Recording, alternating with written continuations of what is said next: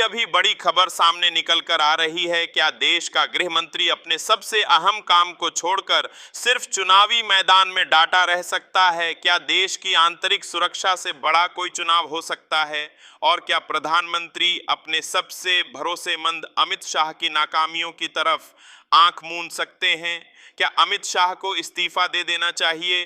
क्योंकि आज जो खबर मैं आपको बताने जा रहा हूं वह सिर्फ एक नेता, एक पार्टी या एक राज्य की कहानी नहीं है, बल्कि उसे पूरे सिस्टम की कहानी है, जहां सट्टा की चमक में जिम्मेदारियां धुंधली हो जाती हैं। दोस्तों, इस वक्त देश के एक हिस्से को केंद्रीय गृह मंत्री की सबसे ज्यादा जरूरत है। वहां हालात हर घंटे बिगड़ते जा रहे हैं, वहां लोग डर के साए में जी रहे हैं, वहां बच्चों की नींद गोली और धमकाओं की आवाज से टूट रही है।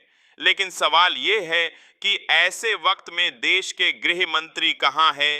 क्या वह वहां है जहां उनकी जरूरत है, या वहां है जहां उनकी राजनीति को फायदा है? और इसी सवाल के जवाब में छुपा है आज के पूरे वीडियो का सच।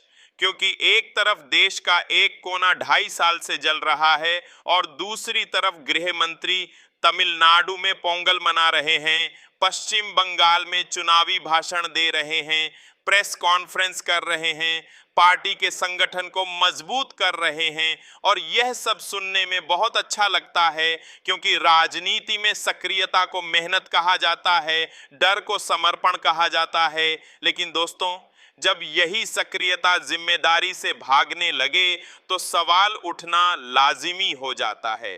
और यही सवाल आज देश पूछ रहा है। यही सवाल आज हम पूछ रहे हैं कि क्या देश का गृह मंत्री होने से ज्यादा जरूरी बीजेपी का चाणक्य होना है? क्या संविधान की शपथ से ज्यादा हम पार्टी की रणनीति है?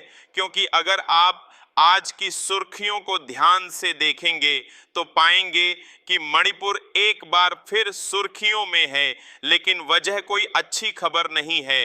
वजह है धमाके, वजह है खून, वजह है डर, वजह है अस्थिरता। और इस सब के बीच गृह मंत्री की गैर मौजूदगी कर सवाल पूछ रही है कि गृह मंत्री अमित शाह जी, आप इस्तीफा दे दीजिए। तो दोस्तों, आखिर पूरी खबर क्या है, चलिए इस वीडियो में जानते हैं। दोस्तों, अगर आप इस पल तक हमारे साथ जुड़े हुए हैं तो समझ लीजिए कि आपका दिल सच के साथ धड़कता है। बस दिल से निकली एक छोटी सी विनती है, इस वीडियो को एक लाइक दे दीजिए, कर लीजिए और कमेंट में हमें यह बता दीजिए कि आप हमें कहां से देख रहे हैं। आपके ये कुछ सेकंड हमारे लिए सिर्फ क्लिक नहीं है, ये हमारा हौसला है, हमारी मेहनत की पहचान है और उसे भरोसे की मोहर है, जिसके दम पर हम सच बोलने की हिम्मत कर पाते हैं। आपका साथ हमें यह एहसास दिलाता है कि हम अकेले नहीं हैं। लिए दोस्तों, इसी भरोसे और साथ के साथ आगे बढ़ते हैं, क्योंकि यह आवाज आपकी है और यह लड़ाई हम सब की है। असल में दोस्तों, अमित शाह के इस्तीफा की बात यहां से आती है। आपने देखा ही होगा, मैं 2023 से मणिपुर जल रहा है, पूरा 2023 बीत गया, 2024 बीत गया, 2025 भी लगभग खत्म हो गया, लेकिन शांति अब तक नहीं आई, हालत अब तक काबू में नहीं आए। और जब हालात इतने लंबे वक्त तक काबू में ना आए तो जिम्मेदारी तय होती है, जवाबदेही तय होती है।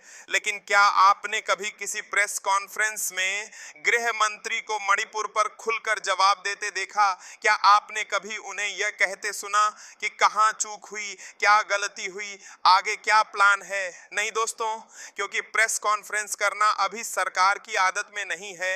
यहाँ सवाल पूछने से ज्यादा सवाल दबाने का चलन है। और इसी चुप्पी के बीच मणिपुर में एक के बाद एक डरावनी खबरें सामने आ रही। तमिलनाडु के मुख्यमंत्री के स्टालिन ने बुधवार को कहा कि केंद्रीय गृह मंत्री अमित शाह का यह आरोप कि तमिलनाडु में हिंदुओं के अधिकार छीने जा रहे हैं सरासर गलत है और उनके पद की गरिमा के अनुरूप नहीं है। मुख्यमंत्री ने यहां एक सरकारी कार्यक्रम को संबोधित करते हुए कहा कि उनकी सरकार सभी धर्मों के लोगों की आस्थाओं का सम्मान करती है और उनके धार्मिक अधिकारों की रक्षा करती है।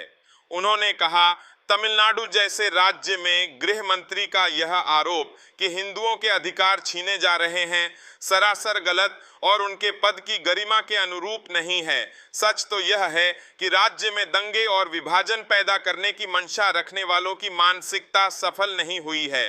स्टालिन ने कहा कि भविष्य में भी इस तरह की घटना कभी नहीं होगी और हम इसे होने नहीं देंगे। सत्तारूढ़ द्रविड़ मुनेत्र कशगम द्रमुक ने जोर देकर कहा, जब तक यह स्टालिन यहां है ऐसा बिल्कुल नहीं होगा। अमित शाह ने रविवार को तमिलनाडु के पुदुकोट्टई में एक जनसभा के दौरान द्रमुक पर राज्य में हिंदू धर्म और हिंदुओं की भावनाओं को लगातार अपमानित करने का आरोप लगाया था। केंद्र में सत्तारूढ़ भारतीय जनता पार्टी भाजपा के वरिष्ठ नेता ने हिंदुओं पर हुए अत्याचारों को लेकर स्टालिन सरकार की कड़ी आलोचना की।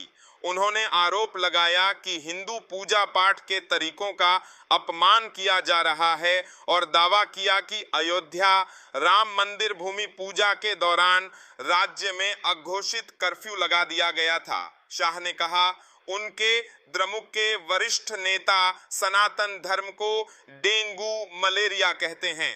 हिंदू शोभा यात्राओं और विसर्जन, हिंदू देवी देवताओं की मूर्तियों के विसर्जन पर रोक लगा दी गई है। मैं स्टालिन से कहना चाहता हूं कि आपने हिंदुओं के खिलाफ अत्याचार करके संवैधानिक मूल्यों का उल्लंघन किया है।